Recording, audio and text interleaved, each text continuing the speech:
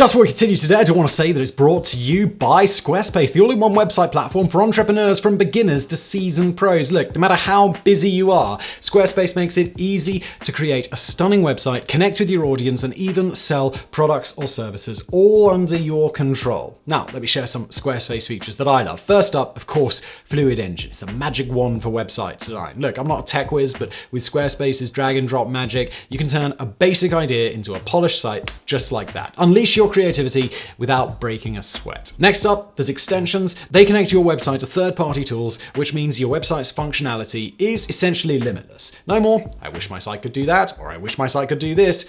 Boom, Squarespace has it, and they can make it happen. Plus, they've recently released courses, so you can create and sell an online course. A professional layout, custom videos, and thanks to Fluid Engine, it looks amazing. And here's the best part. You can set the price, one-time fee or subscriptions, whatever you like. Share your knowledge and make it work for you with Squarespace courses. So when you're ready to create your own online presence, head to squarespace.com/brainfood for a free trial. And when you're ready to go big, use the promo code BRAINFOOD to save 10% off your first purchase of a website or a domain. So give Squarespace a go today. Thank you to them for sponsoring, and now back to today's video. If there ever was an ultimate weapon of war, it would have to be the nuclear submarine. For over 60 years, ballistic missile-armed submarines have prowled the world's oceans, ready to unleash nuclear Armageddon at a moment's notice. Meanwhile, fast attack boats track and stalk the missile-armed boomers, the two rivals locked in a shadowy game of cat and mouse deep beneath the waves. But while nuclear deterrence is the modern submarine's most famous mission, it is far from the only one. Throughout the Cold War and into the present day, these vessels have served as the eyes and ears of the Navy, using stealth and guile to perform covert reconnaissance of enemy shores. And perhaps the most daring and successful such feat of naval espionage took place in the early 1970s, when a US Navy submarine snuck into a Soviet naval base to tap an underwater communications cable. This is the extraordinary story of Operation Ivy Bells. So our story begins in the late 1960s at Petropavlovsk Naval Base on the west coast of Kamchatka Peninsula, home of the Soviet and today Russian Pacific nuclear submarine fleet. To connect the base to the Pacific Naval Headquarters at Vladivostok and the rest of the Soviet military communications network, the Soviets laid a submarine cable more than 1,500 kilometers across the Sea of Okhotsk. From a security standpoint, this was a wise decision, for unlike radio traffic, communications could not be intercepted without gaining physical access to the cable. And with the area heavily defended by acoustic sensors, mines, and regular naval patrols, this was highly unlikely. Or so the Soviets thought, for on the other side of the Pacific, one man was planning to do just that. Captain James F. Bradley Jr., chief of the highly secret Undersea Warfare Division of the US Office of Naval Intelligence. If, Bradley reasoned, the Sea of Okhotsk could be infiltrated and the Petropavlovsk-Vladivostok cable found and tapped, it would yield a bonanza of valuable intelligence on Soviet naval operations in the Pacific. But how to carry out such a daring mission? Well, thankfully, the US Navy had the perfect tool at its disposal, the USS Halibut. Laid down in 1957, the Halibut started out as a diesel-electric submarine, but was converted to nuclear power halfway through construction. Shortly after her commissioning in 1960, she became the first submarine in history to launch a guided missile. However, unlike the later submarines, Halibut was designed to launch the SSM-N8 Regulus, a jet-powered, nuclear-armed cruise missile. 5 Regulus 1s, or 2 of the latter Regulus 2s, were stored in a special 27-meter-long cylindrical hangar built into the Halibut's forward hull and were extracted and deployed onto her deck by automatic hydraulic equipment. Unfortunately, missiles could only be launched while the submarine was surfaced, making her highly vulnerable to detection and attack. By 1965, Regulus armed vessels had been rendered obsolete by the more advanced George Washington-class ballistic missile submarines, and Halibut was instead modified for use in underwater engineering, a euphemism for covert intelligence gathering. The now empty Regulus missile hangar became the nerve center of the vessel, housing a state-of-the-art Sperry Univac 1224 and the intelligence personnel who would operate it. This space became known as the Batcave. The computer was connected to an extensive suite of sensors, including remotely operated vehicles or ROVs, and a special sled or fish that could be towed behind the submarine and scan the seafloor with sonar and cameras. Halibut was fitted with skids called sea-keeping legs or skegs, larger anchors and position-keeping thrusters so that she could rest on the seafloor or hover just above it while deploying the ROV or divers. Funds for these modifications were secretly drawn from the Deep Submergence Rescue Vehicle or DSRV project, and in 1971 a torpedo-shaped device officially designated a DSRV crew trainer was attached to the Halibut's aft deck. In reality, this structure was actually a pressurized habitat for the newly developed technique of saturation diving. When a diver remains underwater for long periods of time, nitrogen from the air they breathe dissolves in their tissues. If they then surface too quickly, this nitrogen can bubble out of solution, leading to the dreaded decompression sickness or the bends. And for more on this, please do check out our previous video, Why is it called the bends when there is no bending? The standard solution to this problem is for divers to surface slowly, allowing the nitrogen to be slowly and safely expelled from their bodies.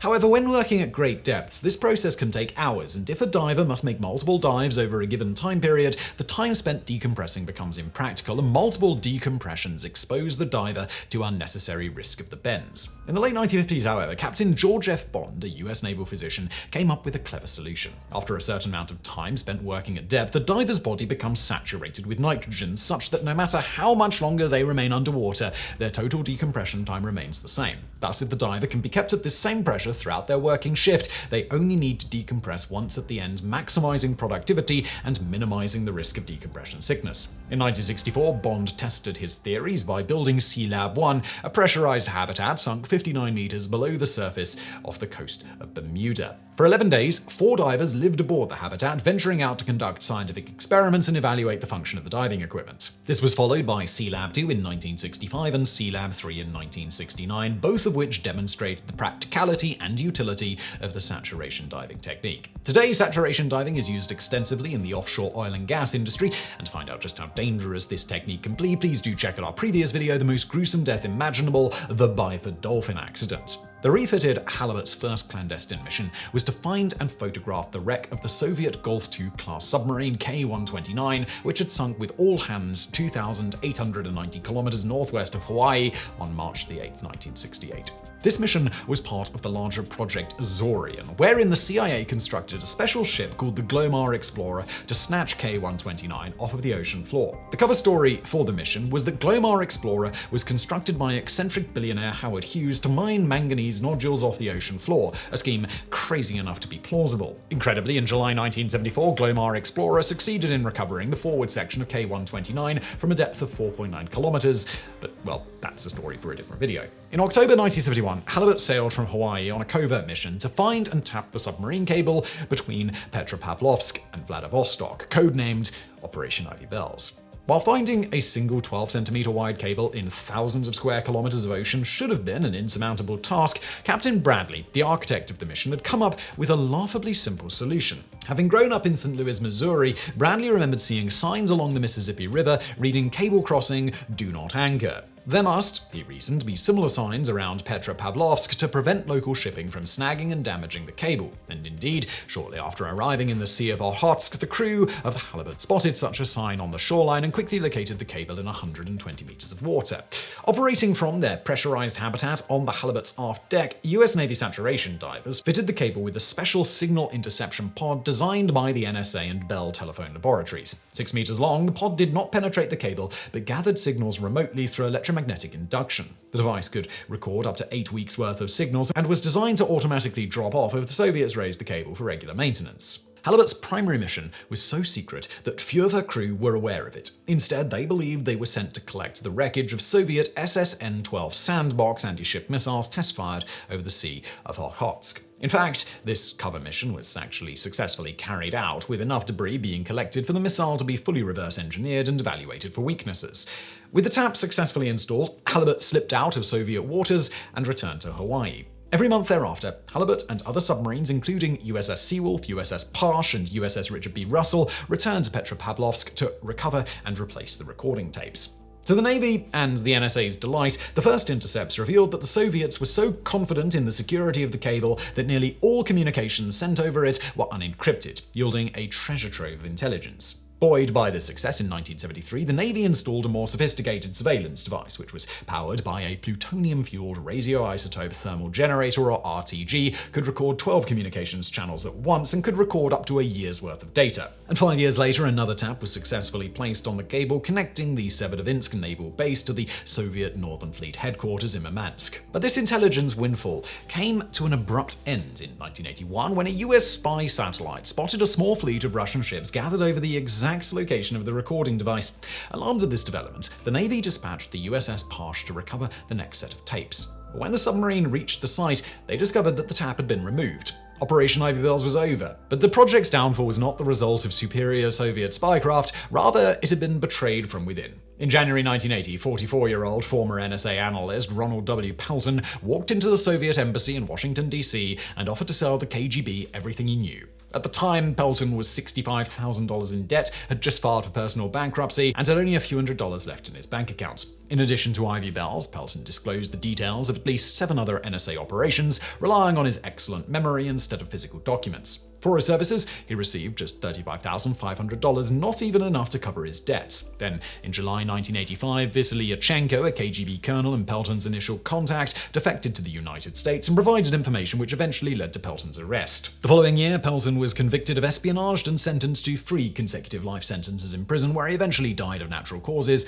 on September 6, 2022. Thankfully, Pelton was not aware of the Severodvinsk-Murmansk cable tap, which remained in place until the end of the Cold War in 1991. Operation Ivy Bells remains one of the greatest and most ingenious intelligence coups of the Cold War, at least that we know of. Given how many covert operations remain classified to this day, who knows what other daring exploits the Silent Service performed during the most dangerous period in human history.